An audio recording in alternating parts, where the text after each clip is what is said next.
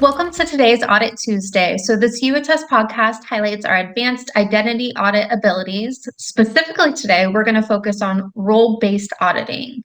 So, to help explain the value and functionality, we have our Director of Deployments, Kashif Mehmood, to join. Welcome, Kashif. Hi, Ashley. Thank you. So, first of all, Kashif, in the world for identity management, what is a role?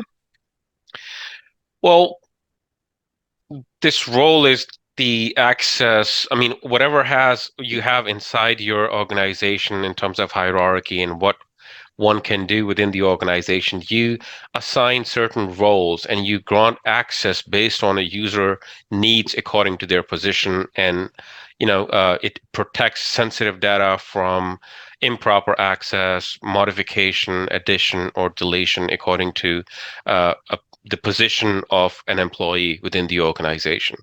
So once you have that role, it comes with associated access into the systems, into networks and resources to manage a team or in a larger organization.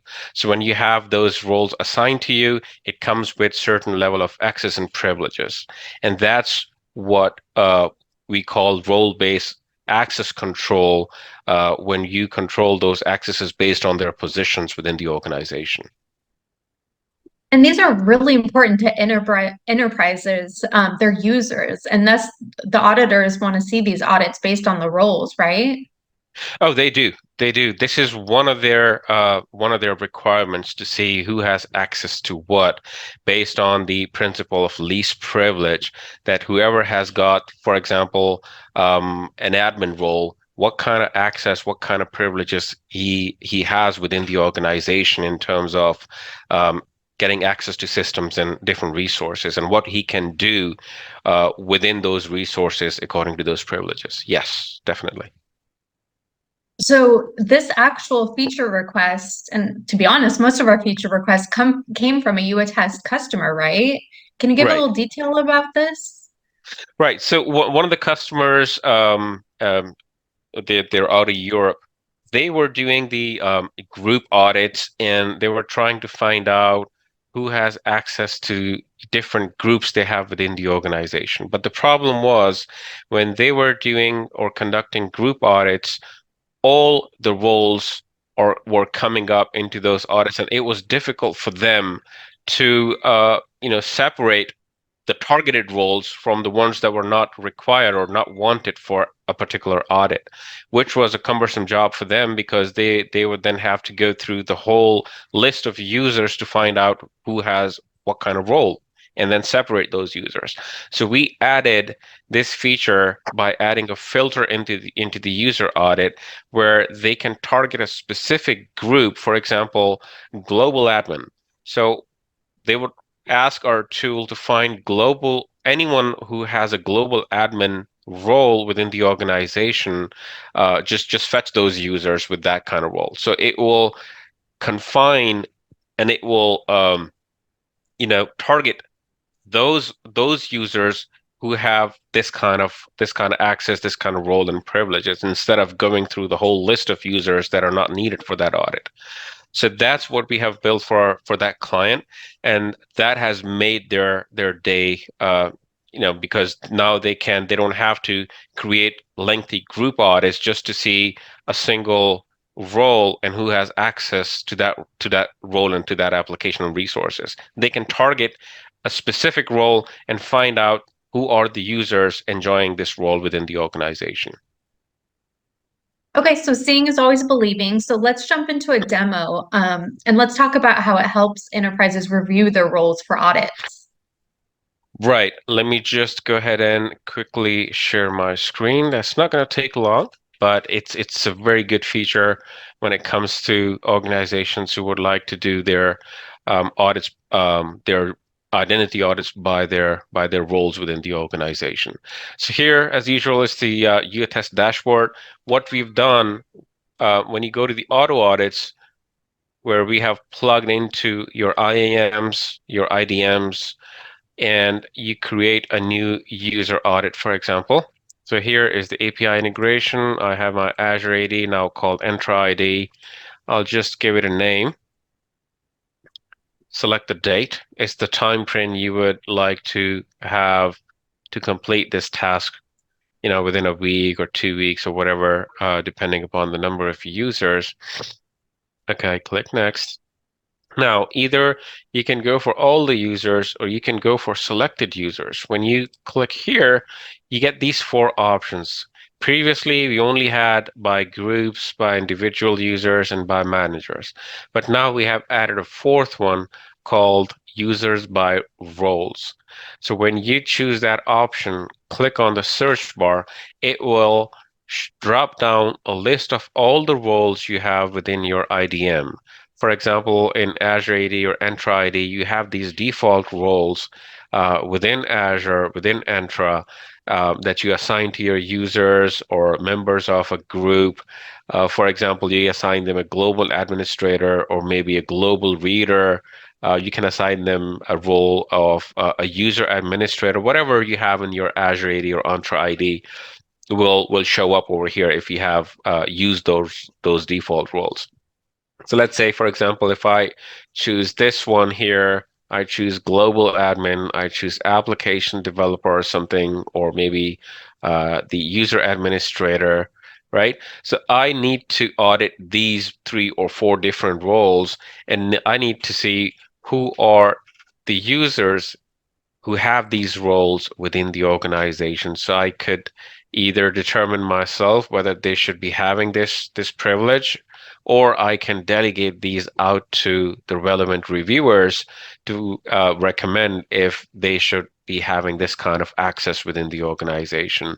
Maybe if they have changed roles or they have moved departments, or maybe somebody has left the organization and still has this role against the ID. So that kind of thing needs to be reviewed by the reviewer. So I choose these and I click next.